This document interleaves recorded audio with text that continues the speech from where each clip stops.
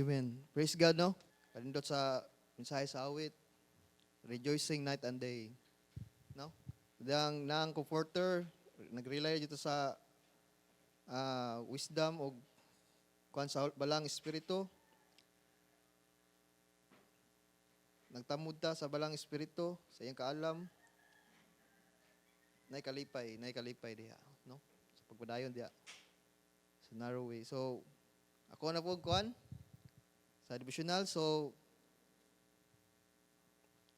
let's open our Bible sa kuan, Book of Psalms, sa Book of Psalms, chapter 70.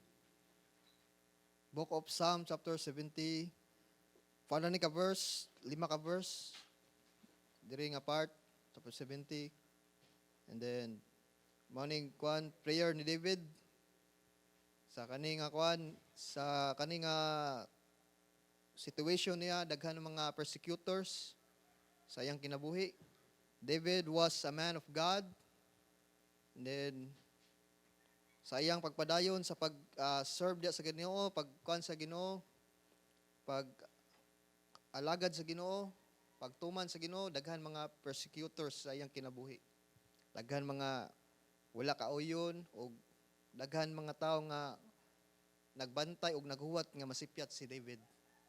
Mga persecutors sa iyang kinabuhi.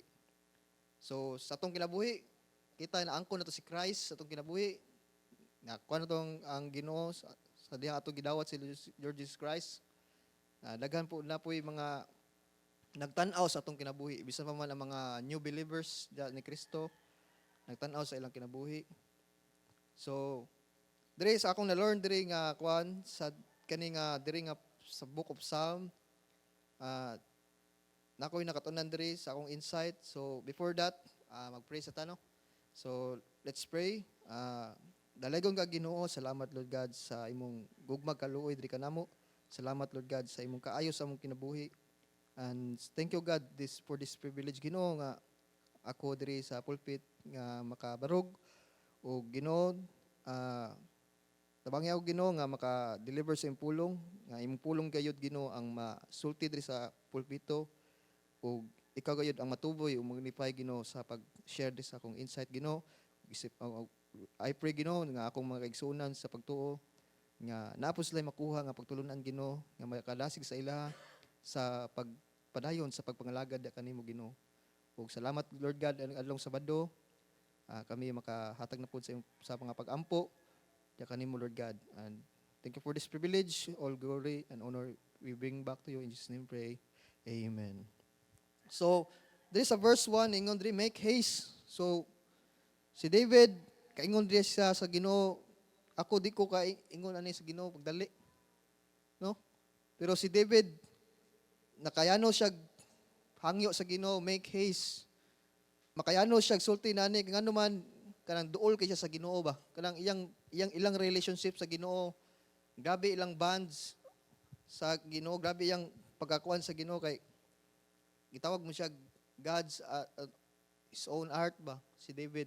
So kani David nakaingon siya make haste. So sa akong pagkuan po ani nga di ko kasulti ani.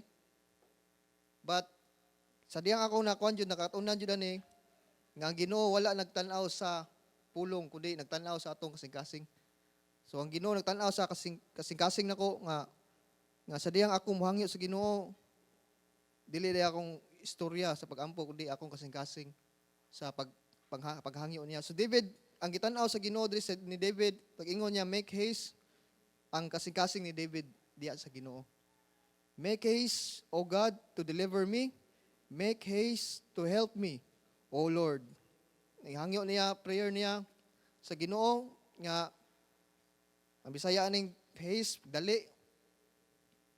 Na pagdali Ginoo, nga naman, this is an urgency. Urgency sa iya sitwasyon sa iyang kinabuhi. Urgency, need na jud niya help sa Ginoo. Need na jud niya deliverance diya sa Ginoo. Si David. And then, verse 2, let them be ashamed and confounded that seek after my soul. Let them be turned backward and put to confusion and that desire my hurt. So sa kinabuhi ni David, daghan mga persecutors desire nga masakit siya ba, nga mabot ang panahon makuha jud ni siya to na naman nag-anticipate nga masakit ni siya to na. So let them be ashamed, confounded. Itugot Ginoo nga maulawan sila, and seek after my soul. So itugot Ginoo mao ni panghangyo ni David sa Ginoo. Then verse 3, let them be turned back for a reward of their shame that say, aha, aha. So, sa kinabuhi ni David, daghan mga persecutor, daghan mga nag-atang kaniya nga masakit siya. Ang iyang pag-ampo diri sa Ginoo nga malibog sila, masamok, maulawan sila. Mao ni pag-ampo ni David diya sa Ginoo. Paghangyo niya diya sa Ginoo. So akong kinabuhi po as a Christian believer sa Ginoo, as I receive Christ, akong kinabuhi napoy mga nakaagi na po gunani na mga mo kuan ko ba musaway, bukuan.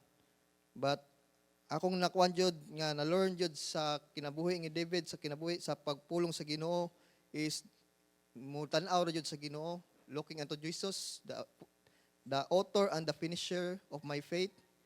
Tanaw jud ko sa Ginoo. And then tanan nga nahimo nako akong paglakaw da sa Ginoo. Sa Ginoo jud ko mo tan-aw. Ngano man kumutanaw ko sa akong mga tao nga wa kauyo nako, mutanaw ko sa mga tao nga dili ganahan ako o nagpaabot nga mapandol ko, dili ko ka-focus sa pagtan-aw ni Kristo. So dapat sa akong kinabuhi, as I learned sa pagpadayon ako pagkuan sa pulong sa Ginoo, pagtamod sa pulong sa Ginoo, mutan-aw lang jud ko ni Kristo. Og ang gisugo ni Kristo is to preach the gospel to every creature. Ang kalag mao ni tumong sa Ginoo nganong ninaog si Christ para sa mga kalag sa mga tao. Kung dili tungod sa akoa, kung dili tungod sa kalag sa mga tao. And then the verse 3, let them be turned back, say aha, aha. So daghan mga tao nga mag-atang jud sa kinabuhi ni David, nag-atang sa nga na, sipyat sayop lagi ka. Ngana ba? Sayop lagi ning desisyon. Hari ka nga sayop daghan mga tao nga naajud sa atong kinabuhi, naajud na yung mga tao nga di kauyo na to ba?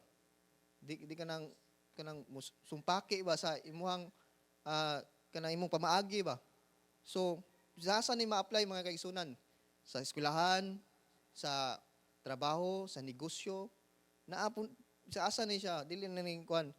Sa akong nakuan sa ugalingon, na-experience din ako kani nga but mo na ako gibutang ako ugalingon ang pagsalig diya sa Ginoo. So, verse 4, let all those that seek that thee rejoice and be glad in thee, and let such as love thy salvation say continually, let God be magnified. So na-learn ako ani nga ang tanan nga akong kinabuhi sa diha akong pagkuan sa Ginoo, nga kinahanglan ako sa akong magpadayon diha sa Ginoo nga magbalipayon ko diha kang Kristo.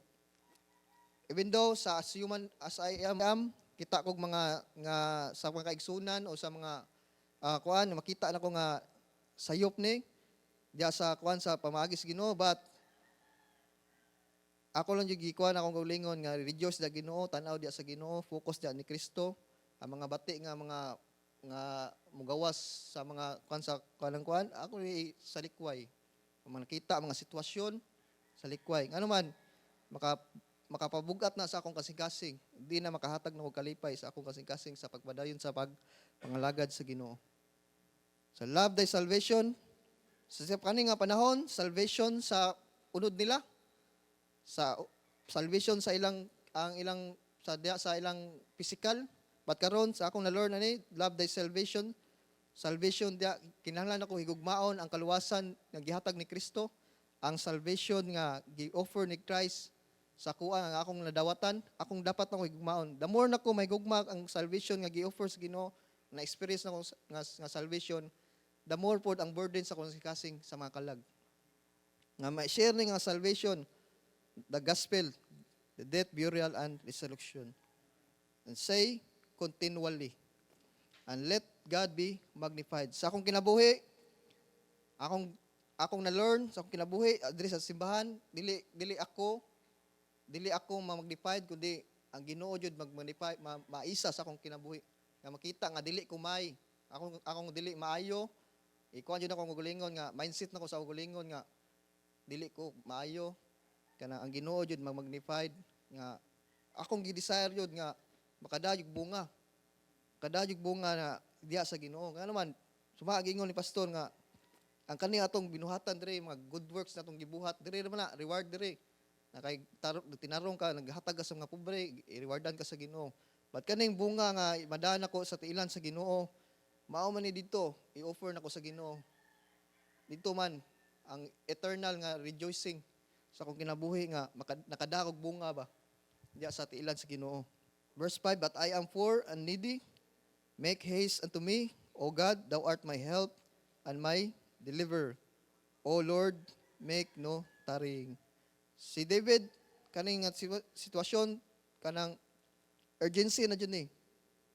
Sa iyang pagampo, iya yung gikuan sa iyang kagulingon, nga I am poor. Sa tubangan ni mo Ginoo, pobre. Sa king ni siya, sa tubangan ni mo Ginoo, pobre dyan ko.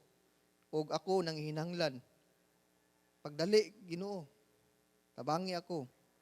Kay ikaw ang Ginoo nga akong magtatabang, ug akong rescuer, ug akong Diyos nga gamahanan. Ayaw pagkadugay Ginoo. So sa kinabuhi ni David ngano nakaingon siya ni kay because na experience na niya ang rescue sa Ginoo sa iyang kinabuhi.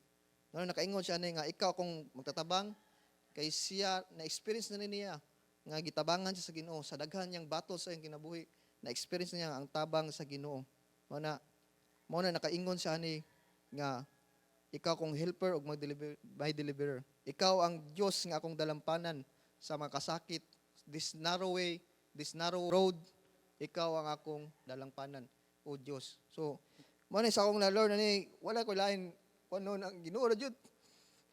Dagan nakita ang masayop, dagan makita nga mga diang nga i-apply sa akong kinabuhi. Ang akong i-focus karon sa akong kasing Ginoo ra jud. Kay bati kay malayo sa Ginoo, I experience nga malayo sa Ginoo. Trabaho ko simbahan. Pagpatrabaho nako, akatong era na ko nga trabaho ko, way kalipay. Pero karon kalipay sa Ginoo, nag-overflow sa akong kasing. Ang joy ba, resibo gihatag sa Ginoo. Mao na karon ang akong labor, di na ingon nga hago ka, di na ko'y tahod nga naman. Our labor is not in vain in the Lord Jesus Christ. Sa ato pagbadayon, kapoy ka, duka sa iyo, sa diri simbahan, sa iyo ka diri muaris sa prayer meeting, pero di nakawang sa pagsimba diri sa Ginoo. Nga naman, mao ni atong life Christian ta. Mao ni atong kinabuhi di sa Ginoo. Paduol ta sa Ginoo kung ano man. Kundi ta magpaduol sa Ginoo, gamiton ta sa yawa. Itay number 1 manglibak ni pastor. Kitay number 1 manglibak ni Ma'am Eunice, Timothy, kitay number 1. Kung di ta magpaduol sa Ginoo, mao na paduol ta sa Ginoo diri ta mabadlungan ta. Unsay angan itong buhaton, paduol ta sa Ginoo. No? Sa akong kagulingon, pag-share sa devotional, I'm learning, growing ko, na kanang nagkaton jud ko, kung makuha jud ako, nagtinguha jud ko nga ma-deep jud akong pag-share sa devotional. Muna ni kamot jud ko, nya sa akong kagulingon, naanad ko kanang wali, muna magisitit ko kuan, but praise God sa nani nga pamaagi. Kay dili naman permit ko muwali. Share po tudlo kay si Apostle Paul is a teacher man. Nya atong gi-kuan nga kuan si Paul, David, teacher man si Paul. So ako di ko kuan but naningkamot ko nga maka-share yo sa devotional. So salamat nga na mao to ako devotional. So salamat.